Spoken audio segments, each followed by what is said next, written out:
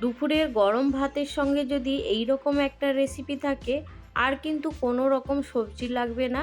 এটা দিয়েই কিন্তু এক থালা ভাত নিমিষেই শেষ হয়ে যাবে। আর মুখ থেকে কিন্তু একটা আওয়াজও বের হবে না। আর শুধু মনে হবে পেট ভরে যাচ্ছে কিন্তু মন ভরছে না। এর টেস্ট এতটাই সুন্দর যে যারা খেয়েছে তারা কিন্তু খুবই সহজে বুঝতে পারবেন। আর এটা বানানোও এতটা সহজ যে যে কোনো মানুষ একবার দেখে নিলেই বানিয়ে নিতে পারবেন। শুধুমাত্র গরম ভাতে এইভাবে লাউ পাতায় মুড়িয়ে সুতো দিয়ে বেঁধেই কিন্তু এই রেসিপিটা রেডি হয়ে যাবে। নমস্কার, কেমন আছেন সবাই? আশা করছি সবাই খুব ভালো আছেন, সুস্থ আছেন। মৌসুমী রকমারি রান্নাতে আপনাদেরকে আবারও একবার অনেক অনেক স্বাগত। প্রতিদিনের মতো আজও একটা সুন্দর রেসিপি আপনাদের সঙ্গে শেয়ার করছি। আশা করছি আপনাদের ভীষণ ভালো লাগবে। মা ঠাকুমার থেকে শেখা এই রেসিপি যারা খেয়েছে, খেয়ে মনে হবে যেমন অমৃত। সত্যি কিন্তু এই রেসিপিগুলো যতই পুরনো হোক তবু কিন্তু খেতে অসাধারণ লাগে। তো চলুন ঝটপট করে রান্নাটা শুরু করে ফেলি। এখানে আমি গরম ভাত বানানোর জন্য একটা ডেকচির মধ্যে চাল ধুয়ে খুব ভালো করে পরিমাণ মতো জল দিয়ে গ্যাস অন করে বসিয়ে দিয়েছি।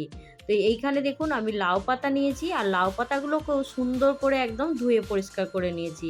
আর চেষ্টা করবেন লাউ পাতাগুলো একটু নরম হয়, যেমন খুব শক্ত পাতা হয়ে গেলে তখন কিন্তু মাখাতে খুব অসুবিধে হবে। সেই জন্য অবশ্যই চেষ্টা করবেন লাউ পাতাগুলো যাতে নরম হয়। তো লাউ পাতাগুলো দেখুন একদম সুন্দর করে ধুয়ে পরিষ্কার করে নিয়েছি। এবার জল ঝরিয়ে সাইডে রেখে দিয়েছি। তো এইখানে দেখুন জলটা এখন ফেলে দিয়েছি। আর এইখানে লাউ পাতাগুলো দেখতে পাচ্ছেন একদম ধুয়ে পরিষ্কার করা হয়ে গেছে। তো এবার লাউ পাতাগুলোকে সুন্দর করে সাজিয়ে নেব। তার জন্য দেখুন বড় পাতাগুলো একটু নিচের দিকে আমি প্লেটের মধ্যে রেখে সুন্দর করে এখন সাজিয়ে নিচ্ছি। তো যেইভাবে সাজিয়ে নিচ্ছি অবশ্যই কিন্তু এইভাবেই সাজিয়ে নেবেন। আর আপনারা যদি চান মাছটা আলাদা করে মেখে নেবেন, সেটাও কিন্তু করতে পারবেন। তো আমি একবারে পাতার মধ্যেই কিন্তু মাছটা মেখে নেব। তো এইখানে দেখুন বাটিতে আমি আগে থেকেই মাছটা বেছে একদম পরিষ্কার করে রেখে দিয়েছি। এবার মাছগুলোকে লাউ পাতার মধ্যে নিয়ে নেব। তো এইখানে মাছগুলো লাউ পাতার মধ্যে সুন্দর করে এখন সাজিয়ে নিচ্ছি। সাজানো মানে লাউ পাতার মধ্যে নিয়ে নিচ্ছি। লাউ পাতায় চিংড়ি ভাপা এটা কার কার বেশি পছন্দ অবশ্যই কিন্তু জানাতে ভুলবেন না। তো আমি এইখানে খুবই সহজ পদ্ধতিতে আপনাদেরকে দেখাবো। তো এইখানে আমি মাছের মধ্যে পরিমাণ মতো নুন দিয়ে দিলাম আগে।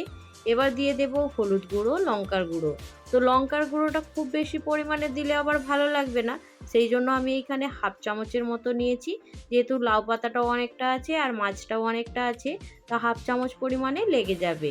সেই জন্য আমি এইখানে হাফ চামচ পরিমাণে লঙ্কার গুঁড়ো নিয়েছি। আর যেটা একবারেই না দিলে হবে না, এখানে দেখতে পাচ্ছেন আমি সরষে বেটে রেখেছিলাম আগে থেকেই। এখানে কালো সরষে, সাদা সরষে আর তার সঙ্গে অল্প একটু পোস্ত দিয়ে আমি এটা বেটে রেখেছিলাম। তো সেটাই এখন দিয়ে দিলাম। এখানে আমি 2 চামচের মতো সরষে বাটা দিয়েছি। তা আপনারা যদি পরিমাণটা একটু বেশি কম করতে চান অবশ্যই সব জিনিসটারই পরিমাণ একটু বেশি কম করে নেবেন। আর এইখানে দেখুন দিয়ে দিয়েছি 2 চামচের মতো খাঁটি সর্ষের তেল। এবার খুব ভালো করে এখন মাছগুলোর সঙ্গে মেখে নেব মশলাগুলো। মাছগুলো মাখাতে মাখাতে বন্ধুদের কাছে একটা ছোট্ট রিকোয়েস্ট করে ফেলছি। তো আজকের এই রেসিপি আপনাদের যদি ভালো লাগে অবশ্যই একটা লাইক দিয়ে দেবেন। আজকে যারা প্রথম আমার চ্যানেলে ভিজিট করছেন, আপনাদেরকে যদি এই রেসিপির কোনো অংশ ভালো লাগে অবশ্যই কিন্তু আমার চ্যানেলটা সাবস্ক্রাইব করে আমার পাশে থাকার অনুরোধ রইল। তো এইখানে দেখুন আপনাদের সঙ্গে কথা বলতে বলতে মাছটা আমি একদম সুন্দর করে মেখে নিয়েছি। মাছটা দেখতেই পাচ্ছেন আমার একদম সুন্দর করে মাখানো হয়ে গেছে। তো ওপর থেকে এবার আরও কিছু লাউ পাতা দিয়ে সুন্দর করে একদম ঢেকে দেব। তো এইখানে দেখুন আরও কিছু লাউ পাতা দিয়ে আমি ঢেকে নিচ্ছি। ঢেকে নেওয়ার পরে খুব ভালো করে এটাকে একদম টাইট করে বেঁধে নিতে হবে। তো যেইভাবে আমি করে নিচ্ছি এইভাবেই করে নেবেন। যারা এটা আগে খেয়েছেন তারা কিন্তু এর স্বাদটা বুঝতেই পেরে যাবেন কতটা সুন্দর হয়। আর যারা এখনও পর্যন্ত না খেয়ে আছেন অবশ্যই কিন্তু একবার বানিয়ে খেয়ে দেখতে পারেন। এটা শুধু চিংড়ি মাছ দিয়েই নয়, আরও অন্য কিছু মাছ দিয়েও কিন্তু আপনারা বানাতে পারবেন। লাউ পাতাগুলো এইভাবে যখন সব দেয়া হয়ে যাবে, তারপরে এবার খুব ভালো করে কিভাবে আমি টাইট করে ধরে নিচ্ছি দেখুন।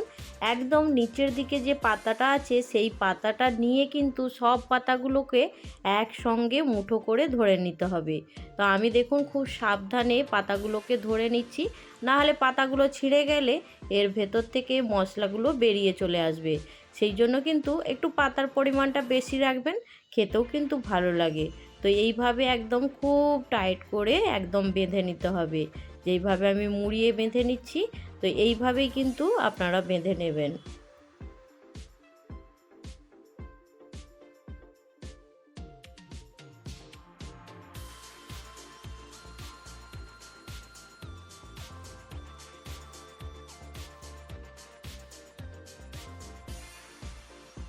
সুন্দর করে একদম মুঠো করে ধরে নিয়েছি দেখতে পাচ্ছেন। এবার একটা সুতো নিয়েছি এইখানে। এবার সুতোটা খুব ভালো করে জড়িয়ে জড়িয়ে একদম লাউ পাতাটাকে টাইট করে বেঁধে নেব।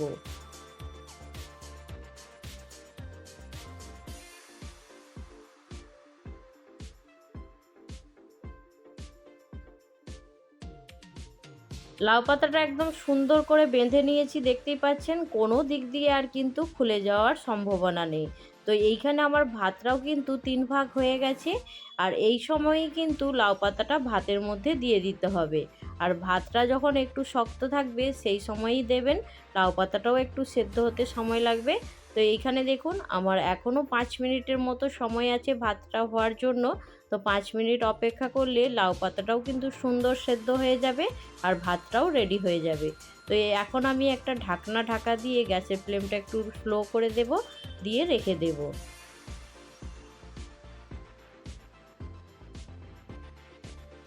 5 মিনিট অপেক্ষা করার পরে ভাতটাও কিন্তু একদম রেডি হয়ে গেছে। এবার ভাত থেকে জলটা একদম আলাদা করে নেব। এখানে বন্ধুদেরকে আর একটা কথা বলে দেব, এইখানে ভাতের মধ্যে যদি না দিয়ে আপনারা আলাদা করে সেদ্ধ করতে চান সেটাও কিন্তু করতে পারবেন, কিন্তু ভাতের মধ্যে দিলে এর স্বাদটা বেশি হবে। সেই জন্যই চেষ্টা করবেন ভাতের মধ্যে দেওয়ার জন্য। আর ভাতের মধ্যে দিলে ভাতের কালারটা একটু হালকা হলুদ হয়ে যাবে, কিন্তু খেতে ভালো লাগবে। তো এইখানে দেখুন আমার ভাতটা একদম ঠান্ডা হয়ে গেছে, ফ্যানটা ঝোরানোর পরে অনেকক্ষণ ঢাকনা ঢাকা দেওয়া হয়েছিল। এখন ভাতটা একদমই ঠান্ডা হয়ে গেছে। তো এই ঠান্ডা অবস্থায় এখন এটাকে বের করে নেব। ওপর থেকে কিছুটা পরিমাণ ভাত সরিয়ে নিয়েছি, তো খুব সহজেই কিন্তু এখন এটা বেরিয়ে চলে আসবে। তো এখন লাউ পাতাটা আমি বের করে নিয়েছি দেখুন। আর এইখানে ভাতটা বলেছিলাম একটু হলুদ হয়ে যাবে, তাতে কোনো সমস্যা নেই, কিন্তু খেতে অসাধারণ হবে যদি ভাতের মধ্যে দিয়ে সিদ্ধ করা হয়। আর যদি আলাদাভাবে সেদ্ধ করা হয় তার স্বাদটা একটু আলাদা হবে। তো এইখানে দেখুন আমি সুন্দর করে সুতোটা থেকে একদম ছাড়িয়ে নিচ্ছি। আর ভাতগুলো দেখুন সুন্দর করে একদম পাতা থেকে বের করে নিয়েছি। আর দেখতে দেখুন কি অপূর্ব লাগছে না? সত্যি কিন্তু অসম্ভব খেতে সুন্দর হয়। অবশ্যই কিন্তু আপনারা একবার হলেও বাড়িতে বানিয়ে দেখবেন। এতে কিন্তু অসম্ভব সুন্দর হয়, যেটা কিন্তু মুখে বলা যাবে না, আপনারা বানিয়ে খেলে কিন্তু বুঝতে পারবেন। তো এইখানে দেখুন আমি লাউ পাতাটাকে এবার খুব ভালো করে হাত দিয়ে মেখে নেব। তো মাখানোর সময় একটু সময় লাগবে, তো অবশ্যই কিন্তু হাত দিয়ে এইভাবে একটু চটকে মেখে নিতে হবে।